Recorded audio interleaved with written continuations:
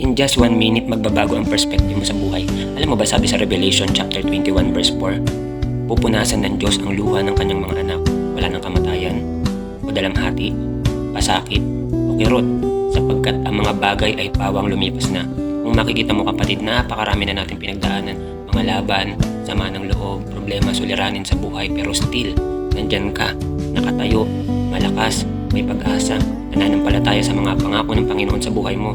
At sasabihin ko sa iyo kapatid, lahat yan, lahat ng pag-iyak mo, panalangin mo, tutugunin ng Diyos sapagkat ang lahat ng bagay ay lumipas na at ang mananatili na lang sa iyo ay ang salita ng Panginoon. At ang salita ng ating Panginoong Hesus ay punong-puno ng pag-asa, punong-puno ng pangako. At lahat ng kanyang pangako ay hindi mababali sapagkat siya ay Diyos na tapat, Diyos ng pag-ibig, at Diyos lahat ng bagay. Kaya kung ano yung mga iniyak mo noon, aanihin mo na yan ngayon.